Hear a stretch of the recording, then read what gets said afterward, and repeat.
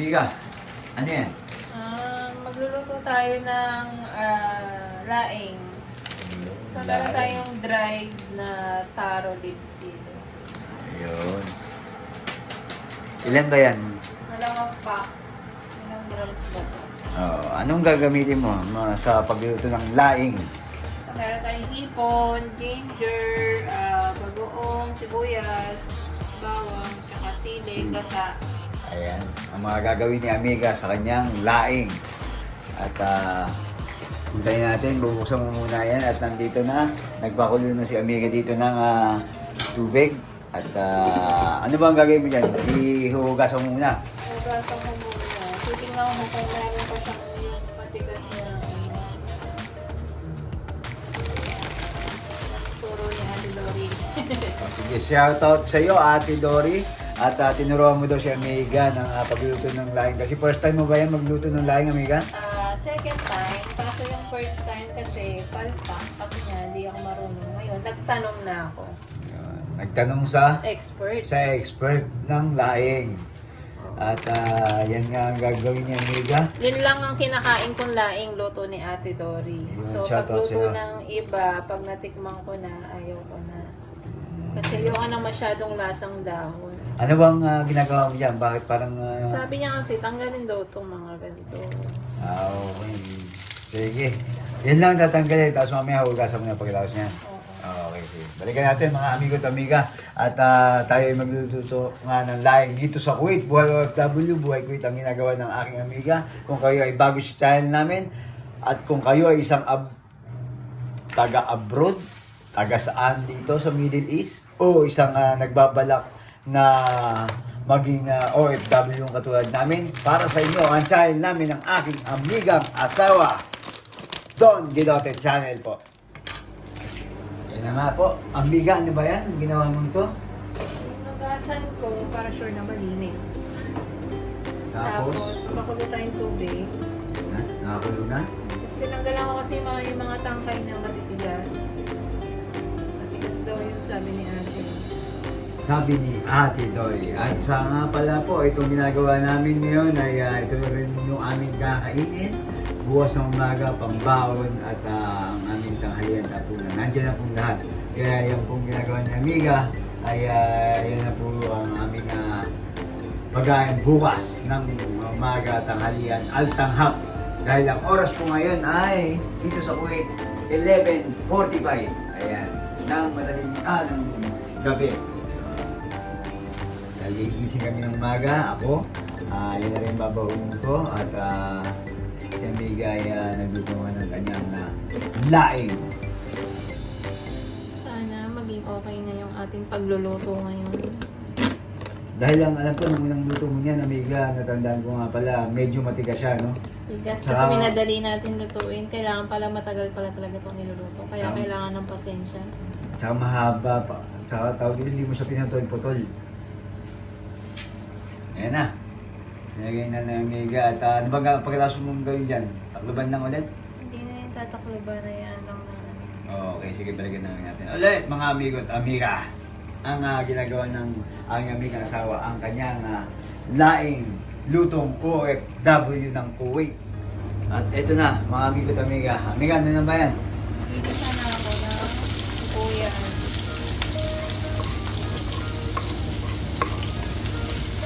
Sibuyas. Ginger.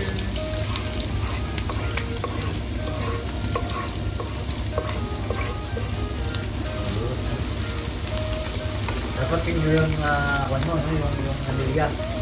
Para hindi na lang natin siya manguya ng buo mamaya.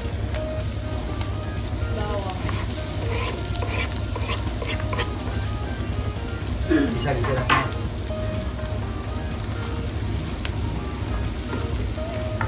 Ito na yung napakulong ni Amiga na laing. Mga ilang oras na tansyado yung Amiga? Mga ilang oras na? Pinakulo lang natin siya dito sa tubig pero lulutuin pa natin siya mga 2 oras sa may gata. Dito sa ginisa natin.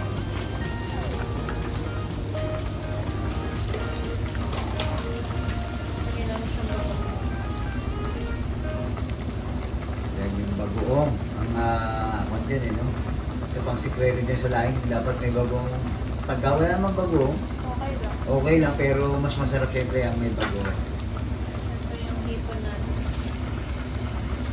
Yung hipon na yan natin, pinalatan mo, hindi. Hindi na. Hindi ko na binalatan.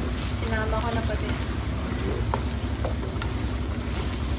Isa-isa lang yan, Mika. Okay. Akala man mamaya kung okay na itong magiging luto natin for the second time. Yun. At saka si Amiga dito, may ready na gata dito at ang ginamit niya itong coconut powder at nilagyan niya na rin dito, naka-ready na at may ilang sili kaya ang lalagyan niya Amiga. Abangan natin mamaya, syempre magkasarap sa lain ng may sili. At yan, igisa mo pagkatapos ng gisa mo yung Amiga, paano mo dyan? Sige, so lalagay yung gata. Pagkakulo, lalagay na natin itong Okay. Pagkatapos yan, gata na nilalagay mo dyan ha? gata, tapos yung laing mismo. Kaya ready na ang gata ni Amiga at yun, amoy na amoy yung bagong. Kitang-kita yung puting ng iyong kaldero.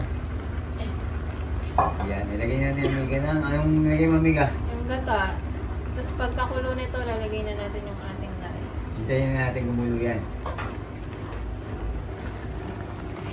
Yan na, yung lain ni Amiga. Pagkatapos yung pagpapakulo mo yan, anong gagawin mo niya sa tubig? Tatapon na.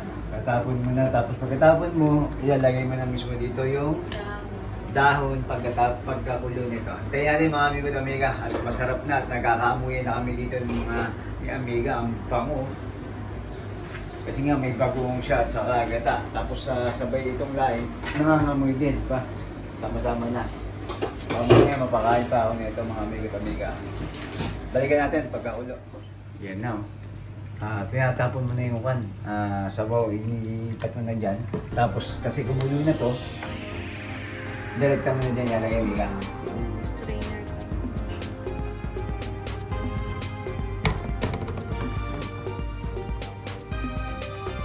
Nahalo-halo mo na siya Amiga, no? Konting halo lang kasi sabi nila makatipot ko sa Makati sa gila, pagka sa dila. sobrahan ng Ayun. Ngayon, dyan tayo magkakatalo sa oras. Kung ilang oras natin pakukulo yan, sabi mo, basta matagal. Depende na lang sa inyo kung kayo ay eksperto, tansyahin nyo na yan. Kasi si Amiga, pangalawang beses na gagawin ito. Nung una, medyo hindi maganda.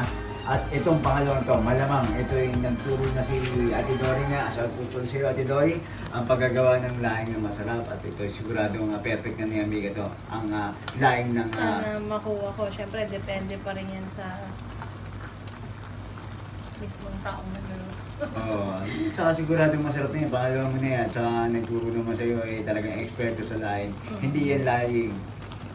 Laing, ha? Dadagdagan pa natin siya ng gata mamaya. Pangalawang gata. Okay. Balikan natin. Tatakpan natin. Tatakpan mo pa yan.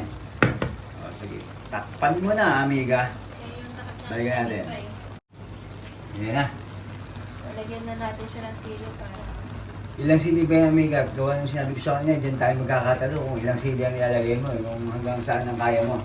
Kasi ako yung sili marami. Hindi naman natin siya dudurugin eh. Hindi ba nagulogin? Ilang sili yan? Isa, dalawa, tatlo, apat, lima, anim na labo yung sili. At tatakpan na ni Amiga nga. At hindi na tuloy yung takipang kanina. Ngayon, ituloy mo na ang takip na yan. Yung balikan natin mga amigo at Amiga. Yun o. Kita nyo, dahil hugasin dito ng Amiga o. Habang naghihintay tayo, maghuhugas na si Amiga. Balikan natin yun, ating niluluto. Laing ng OFW ng Kuwait. Laing ni Amiga. Ayan, mga amigo at Amiga. Inubos si Amiga. At ano bang nangyari dyan? Buksan mo na. Lalagyan ko siya ng asin. Lagyan na asin. Wow! Kita nyo, usok. Parang kon lang. Wow, ang ganda ng kulay niya. Kasi mayroong labo yung mamula-mula dyan. Yan. Lagyan ni Amiga ng asin. At kung naamoy niya mga amigo at Amiga, ang bango-bango na. Ano amoy Amiga? Yun. Amoy gata. Amoy gata. Amoy laing. Amoy ko din yung yung hipon. Kasi ang nagkuhan dyan, yung hipon, lalong magpapalasa dyan eh. No? Meron ng hipon siya, may gata, may bagoong, yan mga kapalaso yan, may konting anghang at yan nga yung ating laing.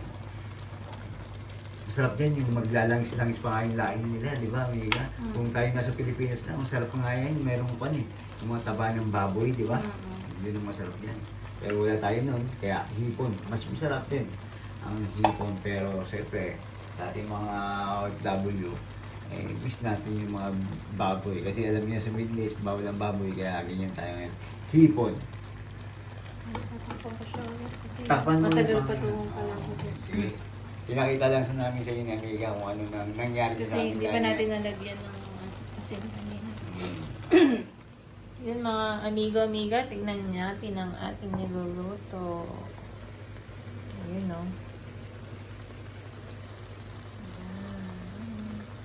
Siguro pwede na nating lagay yung ating pangalawang gata. Para lasang-lasa na.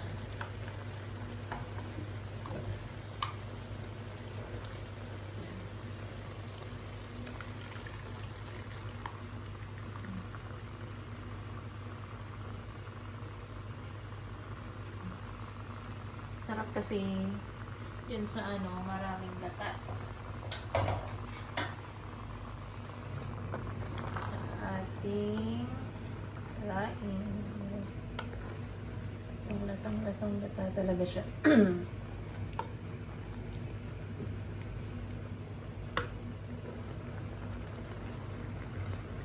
Ayan o. Sarap niya.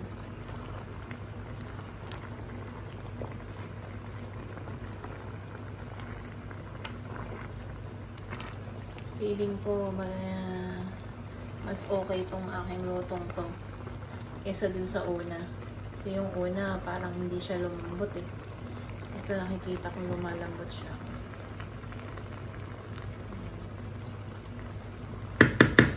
Lagyan ulit natin. Lagyan natin. Ayan na mga amigo-amiga. Tignan na natin ang ating niluluto.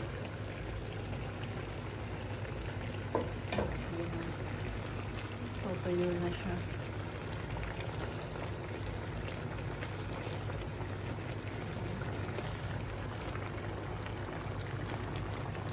Palagay ko malambot na to. Tsaka pagka pinatay natin to, sisip-sipin niya pa yung pinaka-sauce. Kaya, okay na yan. Luto na ang ating laing. Ano po? Medyo maanghang to. May sili-sili. Ito yung ating hipon. Yan yung nagpapalasa dyan. At kung nagustuhan nyo po ang ating pagluluto ngayon, please don't forget to like and subscribe Don Guidote channel. Ingat po at respeto sa bawat isa.